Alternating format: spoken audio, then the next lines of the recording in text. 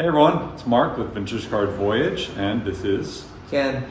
So we thought today we would talk about the Hall of Fame, specifically regarding vintage cards, players. I know we're gonna be some of these players getting inducted in July, late July.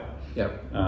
With Dick Allen and Dave Parker specifically in the Baseball Hall of Fame.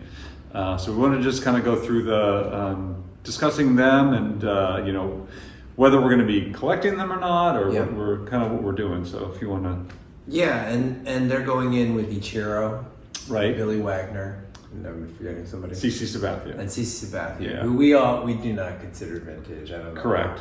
I don't think anybody would. I do have some of their cards, but not as interesting, Right. from a vintage collector standpoint. And there's also some confusion with regards to what their real rookie card is, and sometimes as well. Yes, So. and it seems to get very. I mean, we just looked at it today, and it feels like what is Billy Wagner's true rookie Right. card? Right. I don't know. I think from an investment standpoint, like Ichiro has a true rookie card. Mm-hmm. So, if you're like me and you like to try to get a rookie card of each Hall of Fame player, then that's one that you'd want to get. Right. I think I have the Sabathia. I think that's his rookie card, but even then, that's kind of confusing. Right. I have what I think is his second year, which is the Rookie Stars card with him and two other guys. So. Yeah. And then but there are two guys we consider vintage players. One is the Richie Allen, also goes by Dick Allen. Do you know anything about why the name changed over time? I don't actually. I don't know if it was a preference on his part. I know there was Bob Clemente Roberto became Bob or whatever because of the Americanization, but I think obviously had anything to do with that. I don't know exactly what it was. And then I did a player run. So the Richie Allen, Dick Allen player run is interesting because some of those cards are pricey, including the 71 Dodgers one, right? Which is sandwiched in between two cards that look exactly the same, identical photos right. from the 70 and the 72, right?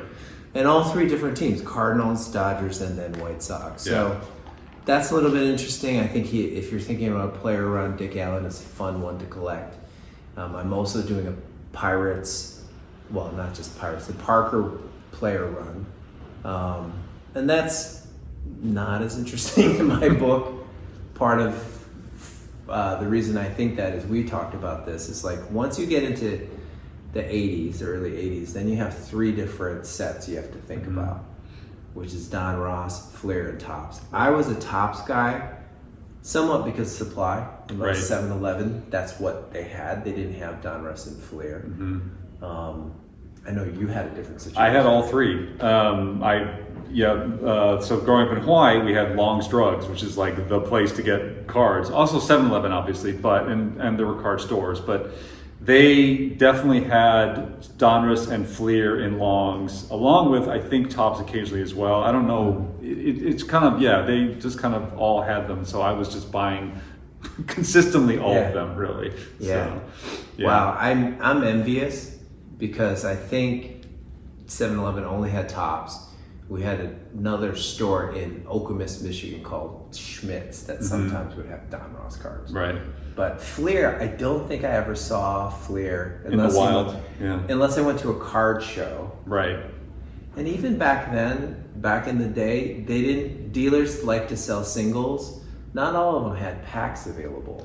I think distribution was a little a little wonky. I'm trying to remember what we had as far as the card stores. I think they did have I know there was one that was selling comics along with cards in the town I was in, and I'm pretty sure that they had all three Donruss, Fleer, and Topps available. So well, out there, tell us what you collected. Yeah, exactly. I just assumed most people were Topps first because it was the prevalent set, but maybe there's people who only collected Flair or Don Ross. I'm curious too. I'm just thinking about Dick Allen. Was that a free agency thing, or was that being traded? Like, I didn't know if free agency had happened as of then, like, or not. Like, That's a very good question.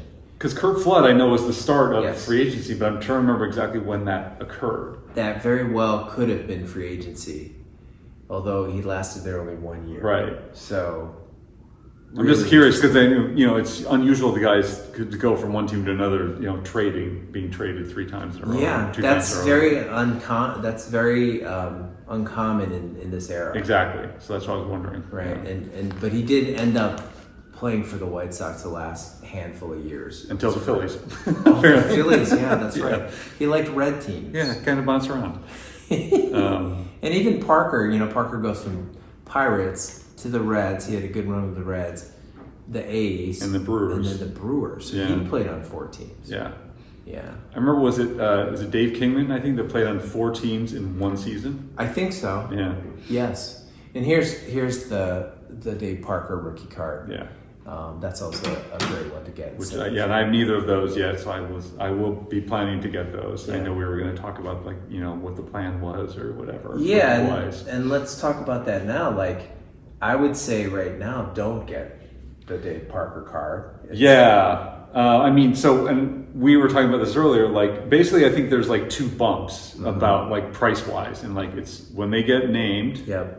that bump goes up, and then maybe, I don't know if it, like, stays there or if it kind of peters out a little bit. And then, like, when they actually get into the Hall of Fame and people, like, Yeah. they're in the news again. And so, like, people, I want to have a Hall of Famer. And so it bumps up again. And Yes. then right after that, it kind of, I don't know if it collapses, but definitely goes down. Yeah, I just think it finds a lower plateau. It probably doesn't plateau to where it was before. Right.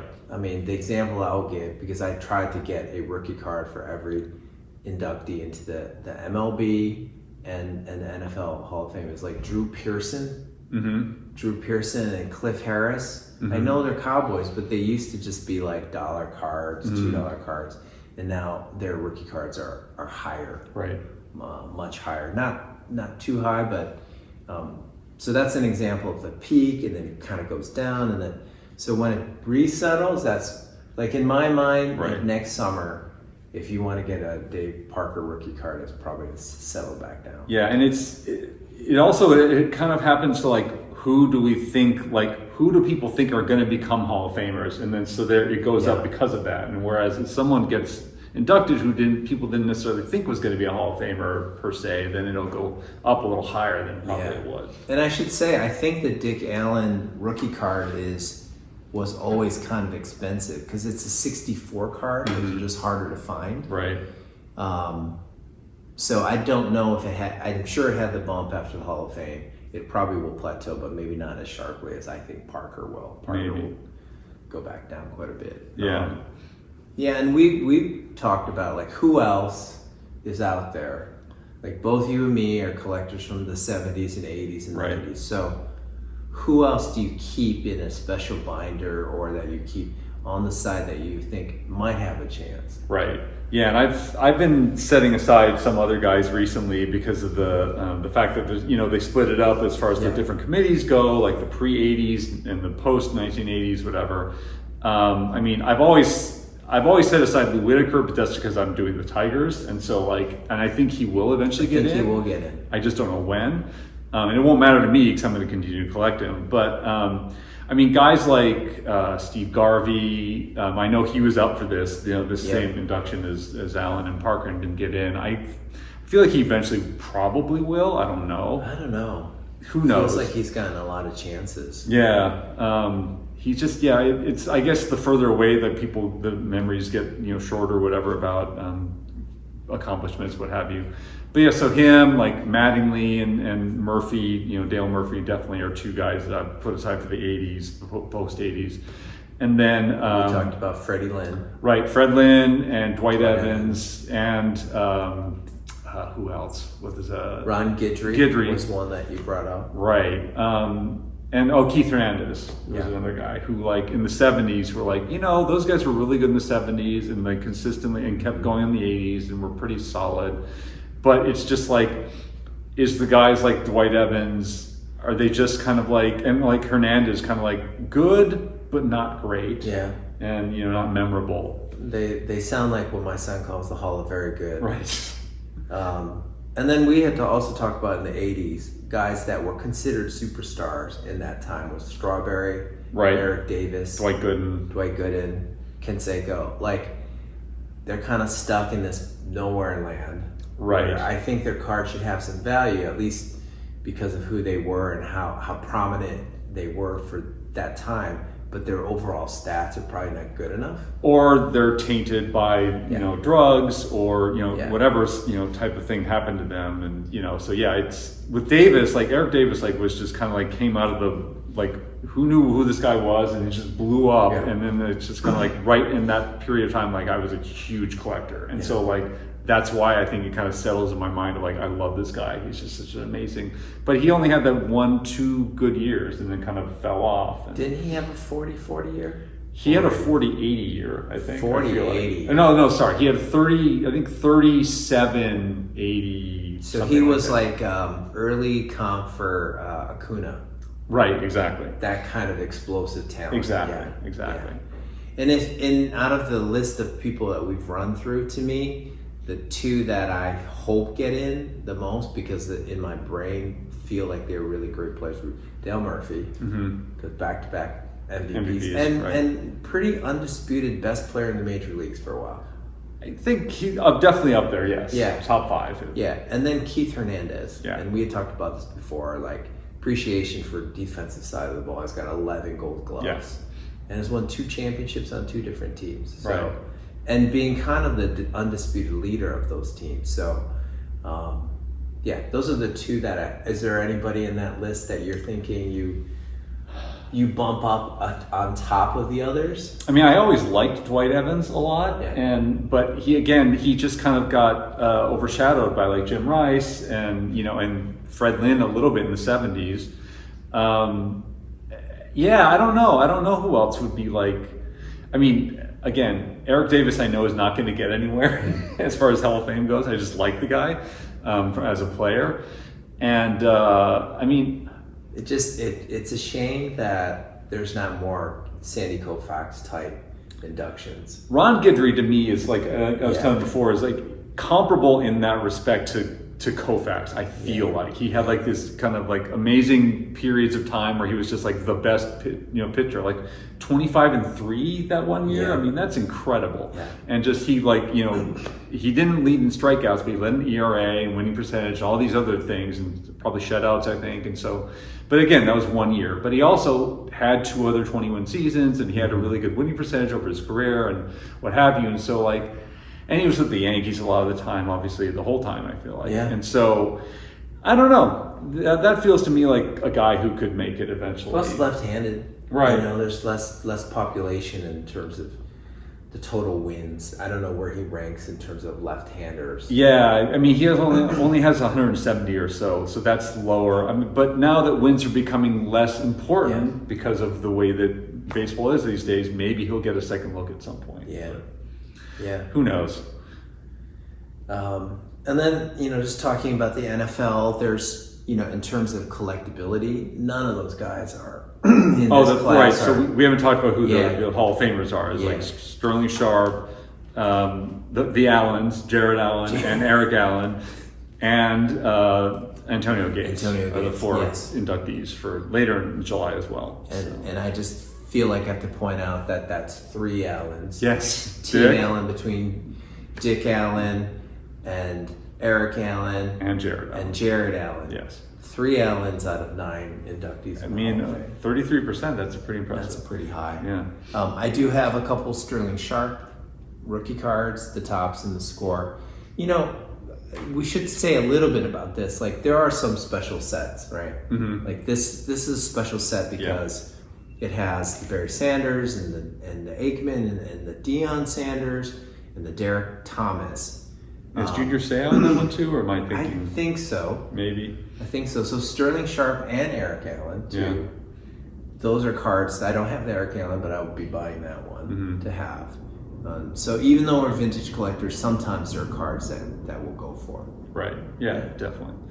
I only have the Eric Allen and I believe the Sterling Sharp rookie cards. And then we did a little research by Antonio Gates. And Oh, how expensive? Yeah, and it seems like the 2003 rookie card that is getting the most attention is Leaf Rookie and Stars. Yeah, Leaf, and Rookies and Stars. It's a short print, so it's quite expensive. Yeah. I think I'll have to wait for the hype to die down before I buy that one. Right.